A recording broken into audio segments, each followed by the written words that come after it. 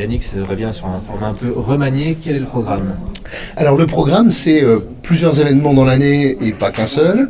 Un programme qui est compacté sur une demi-journée, un après-midi. En l'occurrence, le premier, ce sera sur l'intelligence artificielle, l'IA, et à l'intérieur de l'IA, sur toute la partie juridique, la partie créativité des données. On entend parler d'IA générative, création d'images, création de textes, etc. Mais il n'y a pas que ça en réalité.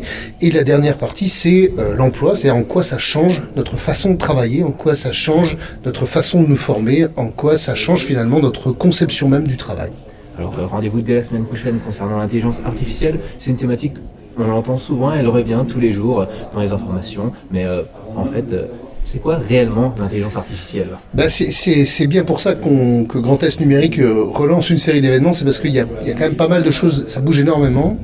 Mais on entend aussi beaucoup trop tout et n'importe quoi. Donc il faut savoir raison garder et en même temps il faut savoir être pragmatique sur le sujet. L'avantage de Grand Est Numérique, c'est que c'est 100% de professionnels du digital, donc c'est nos métiers. Tous les jours on fait ça depuis longtemps. Grand Est Numérique c'est depuis 2013. Donc on sait faire peut-être un peu plus la part des choses entre ce qui est une épouvantable connerie, si vous me permettez, qu'on peut entendre parfois d'ailleurs dans des bouches de personnages connus, et ce qui est du réel, notamment de la vitesse à laquelle ça va, l'impact que ça peut avoir, etc. Donc oui, l'IA, on entend parler tous les jours, et c'est normal. Parce qu'effectivement, les impacts sont tellement importants, les changements vont tellement vite et ont tendance en plus à s'accélérer oui, il faut vraiment s'y consacrer quand on est une entreprise, quand on est une collectivité, un élu, pour voir qu'est-ce que ça change au niveau de la société, qu'est-ce que ça change, et c'est pas pour rien qu'on a pris cette thématique de l'emploi. Qu'est-ce que ça change aussi, faut se border juridiquement parlant, enfin voilà, ça bouge tellement qu'on a décidé de faire le projet. Alors, il y a, grâce à la science-fiction, c'est quand même assez connu dans la population. C'est des petits gènes. Ça va venir, les machines vont se révéler. On en est où actuellement? Là, on redescend sur un concept que ça a sur la société. Alors actuellement, l'impact, il est derrière le rideau. C'est-à-dire qu'actuellement, il y a des énormes entrepôts de données qui sont analysés, qui permettent à des IA de s'entraîner, bêtement. C'est-à-dire qu'on apprend à une IA à reconnaître un chat, par exemple, en présentant des millions de photos de chats. Et donc, elle va être capable, meilleure que tout autre humain, de reconnaître un chat sur une photo, sur un tableau, peu importe. Sortie de là, l'IA, cette même IA-là à qui on a demandé de reconnaître un chat, si on était un canard et que vous ne l'avez pas entraîné au canard, elle sait rien. C'est pour ça que le concept même d'intelligence derrière le mot IA est déjà biaisé en soi. D'accord ? Donc en fait, où on en est ? On en est sur une accélération massive parce que les données sont là. Il y a eu énormément au cours des dernières années de données qui ont été aspirées, utilisées par les géants de la tech et ils continuent malgré le fait que, et ça bouge d'ailleurs du point de vue légal en Europe, on essaye de limiter ça, il y a énormément de données, donc il y a énormément de capacités d'apprentissage. Mais ça vient pour l'instant, je dis bien pour l'instant, assister l'humain dans énormément de tâches, en lui facilitant, en accélérant, en prenant en compte des tâches sur lesquelles l'humain apporte très très peu, ou alors il apporte au bon moment.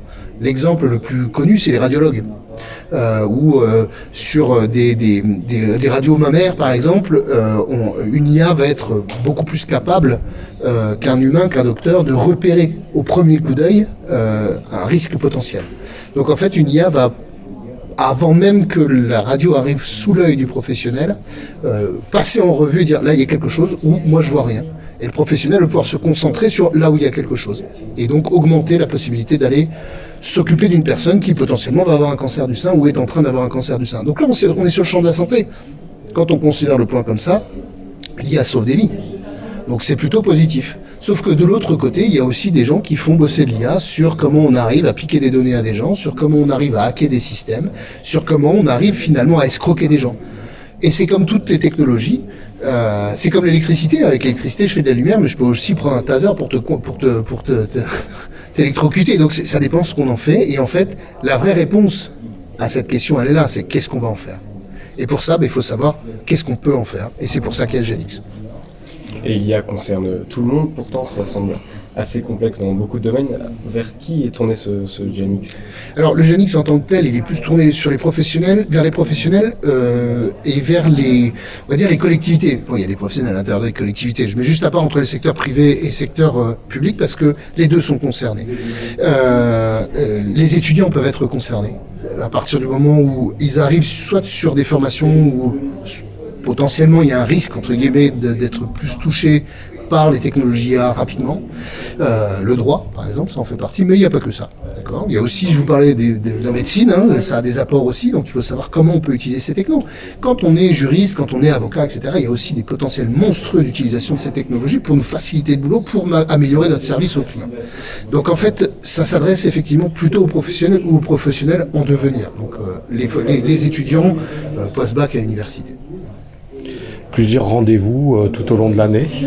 Oui, GenX, alors pour celles et ceux qui nous écoutent et qui l'ont connu, il y a les gros Gen, hein, c'était 2 jours, c'était gros budget, c'était 3600 personnes sans conférence. Là, on a décidé de rendre les choses beaucoup plus compactes. Et donc, en fait, on va en faire plusieurs dans l'année. Parce que quand on en fait un gros comme celui qu'on faisait avant, c'était pas possible d'en faire plusieurs par année. Là, on va pouvoir justement segmenter. Donc, le premier, c'est sur l'IA. On va en faire un sur le e-commerce au mois de juin. On va en faire un sur la cybersécurité.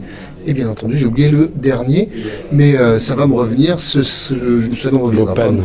Pardon ? L'Open. Sport et data. Sport et data. Voilà, merci beaucoup. Heureusement que vous êtes là pour m'aider. Sport et data, oui. Sport et sport santé, avec toutes les données que ça produit finalement le sportif, le monde sportif. Ça veut dire que Gen n'existera plus dans la version antérieure.